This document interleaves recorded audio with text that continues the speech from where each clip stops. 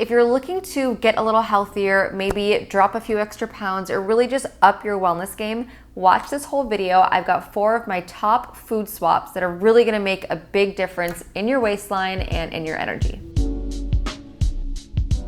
Hey guys, it's Dr. Mona, and today's video is all about eat this, not that. There's so many different food swaps I could share and different things I could really share in this video, but I really wanted to narrow it down to like my top 4. I've got really good ones here that I really don't think you'll notice much of a difference in, but that make a huge difference. And one other thing about these food swaps is that it's not always the most obvious things. Like, it's definitely not always calorie for calorie, or like what specific ingredient is in this that makes it so much better. You'll notice it might not always be obvious right in front of you, but that's why I'm really excited to just share some little tips that will really make a big difference in your overall regimen, your health, your long-term health. Because remember, while weight loss is maybe the short-term goal, or improved skin is a short-term goal, long-term health is the ultimate goal. We sometimes take that for granted or don't really think about how we want to feel years from now. You really can't put a price tag on that. Let's go ahead and get into these alternatives.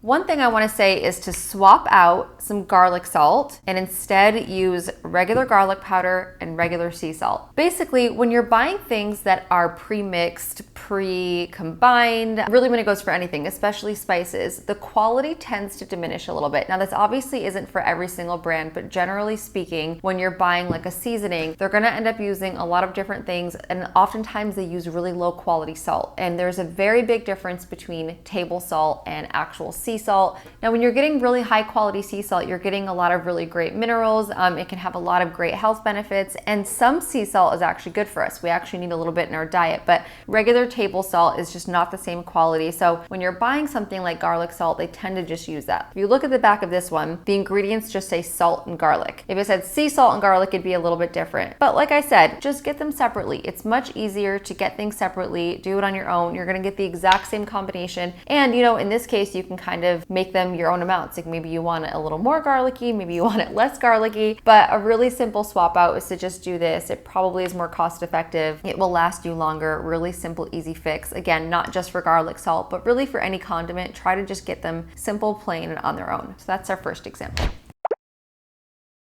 So the next example I want to talk about is oil, and I have 2 of the 3 I want to talk about because unfortunately I ran out of my avocado oil, which I guess is just real life, but the 2 examples I have here are sesame oil and olive oil. So when it comes to oils, there's a lot of information on, which ones can get up to a specific temperature, can you cook it high, like which ones are better for sauteing. So as a general rule, I just like to say sesame oil, olive oil, these are better to use at either really low heat, or if anything, olive oil, just use drizzled cold. You're really gonna get the most benefits when this is cold. Whereas if you really wanna saute something at a higher temperature, avocado oil is gonna be the way to go. I don't have avocado oil with me. We can maybe pop it up on the screen, and I'll put a link below this video of a few brands that I recommend. My point here is you might see that different oils give you the exact temperature that they can cook at or where they start to smoke, but I don't think many people out there will be taking the temperature of their oil or taking the time to do that. So it's better to just be on the safe side. So when you're cooking, it does make a big difference. If you cook above a smoke point with certain oils, it can release toxins. It can actually be really unsafe. On top of that, you're losing a lot of the nutrients. So if you are going to saute, number 1, I'd recommend trying not to do it on too high of heat. It's better to get in the habit of lower heat. Second, I would use an avocado oil. Let's pop up avocado oil. And third, if you're gonna use olive oil, try to just use it cold. My favorite olive oil, and the one that I find to be the healthiest overall, is when it's Greek olive oil and cold pressed, extra virgin. My favorite olive oil to use that I find gives me the most health benefits, that I feel the best after consuming, is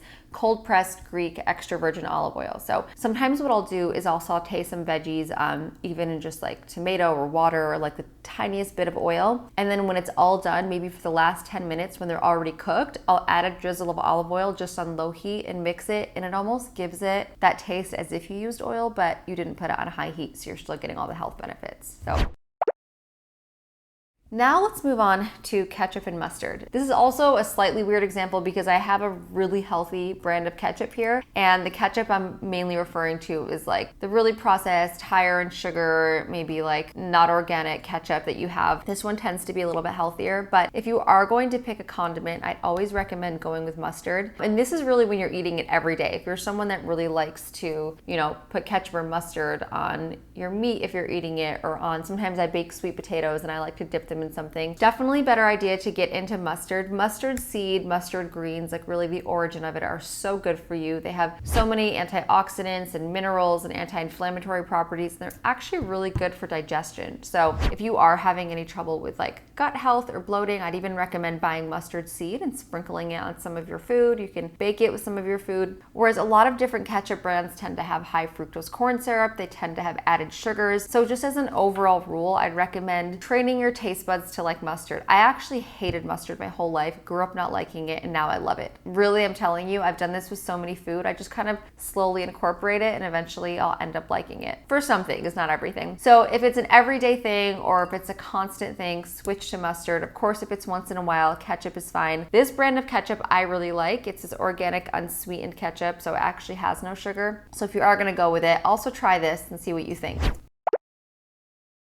And the last example I have is peanuts versus almonds. So peanuts are an interesting one, especially if you're in the fitness space, because peanut butter is something that, people always recommend eating, especially if you're vegan or vegetarian. I think that we kind of made the mistake that peanuts are a great source of protein, or peanut butter is something we should add in. There's a few different reasons why I'd recommend avoiding peanuts altogether. Number one, it's actually not a nut, even though it says peanut. Peanuts are considered a legume, so they're actually difficult to digest. Not only are they difficult to digest, but they have a really high percentage of allergens. So a lot of people have gut sensitivity or some kind of gut allergen to peanuts.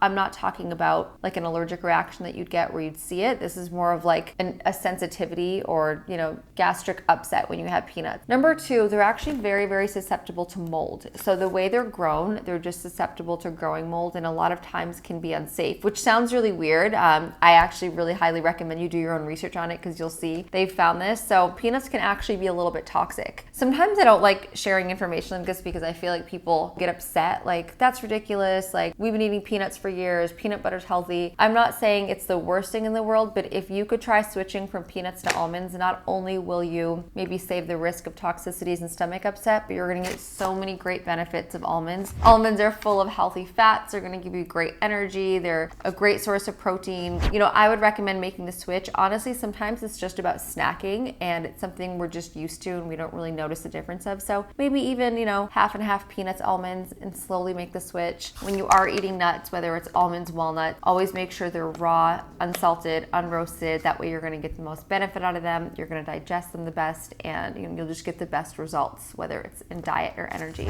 Those are my 4 examples of little food swaps and alternatives you can make. If you guys like this kind of video, let me know. I know this one was a little bit short, but I can maybe do a series of these and just go through all sorts of kitchen stuff and what you can swap out. Let me know in the comments. Also, if you want to see my video on how I fight cravings and specific foods I keep in my kitchen to make me fight cravings, go to the link below this video. It's a free video. You can go check that out. If you have any questions, leave it in the comments. Let me know what else you want me to film content on. Please like, comment, and subscribe. I will see you next time.